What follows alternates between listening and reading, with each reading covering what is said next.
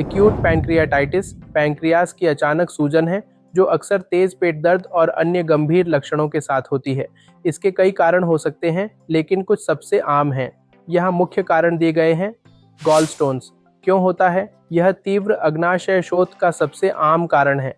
जब gall bladder से एक पित्त की पथरी निकलकर पित्त नलिका, बाइल डक्ट और अग्नाशयी नलिका, पैंक्रियाटिक डक्ट के साझा निकास पर फंस जाती है, तो यह अग्नाशयी रस के प्रवाह को अवरुद्ध कर देती है।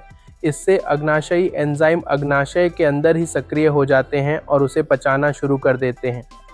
शराब का अत्यधिक सेवन क्यों होता है? यह दूसरा सबसे आम कारण है। शराब अग्नाशय की कोशिकाओं को सीधे नुकसान पहुंचाती है, एंजाइमों को समय से पहले सक्रिय करती है और अग्नाशयी रस को गाढ़ा कर सकती है, जिससे नलिकाओं में रुकावट और सूजन होती है। उच्च ट्राइग्लिसराइड्स क्यों होता है? जब रक्त में ट्राइग्लिसराइड्स, एक प्रकार की वसा का स्तर बहुत अधिक, आमतौर पर 1000 mg या DL से अधिक हो जाता है, तो ये अग्नाशय में छोटे रक्त वाहिकाओं में टूट जाते हैं। इससे मुक्त फैटी एसिड निकलते हैं जो अग्नाशय की कोशिकाओं के लिए सीधे विषैले होते हैं और सूजन पैदा करते हैं। दवाएं, मेडिकेशंस क्यों होता है? कुछ दवाएं जैसे कुछ मूत्रवर्धक, डायरेटिक्स, कुछ एंटीबायोटिक्स या कुछ HIV दवाएं अग्नाशय को प्रभावित कर सकती हैं और सूजन पैदा कर सकती हैं। यह एक अपेक्षाकृत कम आम कारण है, लेकिन महत्वपूर्ण है।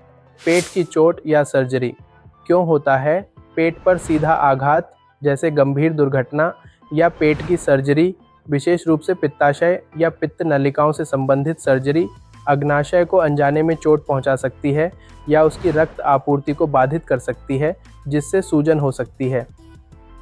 उच्च कैल्शियम स्तर, हाइपरकैल्सीमिया क्यों होता है? रक्त में कैल्शियम का बहुत अधिक स्तर, जैसे पैराथायराइड ग्रंथि की समस्याओं के कारण, अग्नाशय को प्रभावित कर सकता है। कैल्शियम अग्नाशयी नलिकाओं में जमा होकर रुकावट पैदा कर सकता है और एंजाइमों को समय से पहले सक्रिय कर सकता है। इन्फेक्शंस क्यों होता है?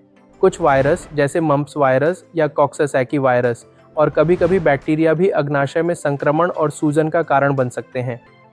जेनेटिक फैक्टर्स क्यों होता है? कुछ आनुवंशिक उत्परिवर्तन जैसे कि PRSS1 जीन में जो ट्रिप्सिन बनाता है या CFTR जीन में जो सिस्टिक फाइब्रोसिस से जुड़ा है, व्यक्ति को अग्नाशय शोथ के प्रति अधिक संवेदनशील बना सकते हैं, खासकर यदि अन्य जोखिम कारक भी मौजूद हों। ऑटो इम्यून डिजीजेस क्यों होता है? कुछ ऑटो इम्यून बीमारियां जहां शरीर की प्रतिरक्षा प्रणाली गलती से अपने ही अंगों पर हमला करती है, जैसे ल्यूप्स, इन्फ्लेमेटरी बाउल डिजीज, अग्नाशय पर भी हमला कर सकती हैं और सूजन पैदा कर सकती हैं। Autoimmune pancreatitis. इडियोपैथिक क्यों होता है? लगभग 10-30% मामलों में अग्नाशय शोथ का कोई स्पष्ट कारण नहीं मिल पाता है। ऐसे मामलों को इडियोपैथिक तीव्र अग्नाशय शोथ कहा जाता है। इसका मतलब यह नहीं है कि कोई कारण नहीं है, बल्कि यह कि मौजूदा परीक्षणों से उसका पता नहीं चल पाया है। सूक्ष्म कारण अभी भी मौजूद हो सकते हैं जो अज्ञात हैं। यह ध्यान रखना महत्वपूर्ण है कि तीव्र अग्नाशय शोथ एक गंभीर स्थिति है और इसके लक्षण होने पर तुरंत चिकित्सा सहायता लेनी चाहिए।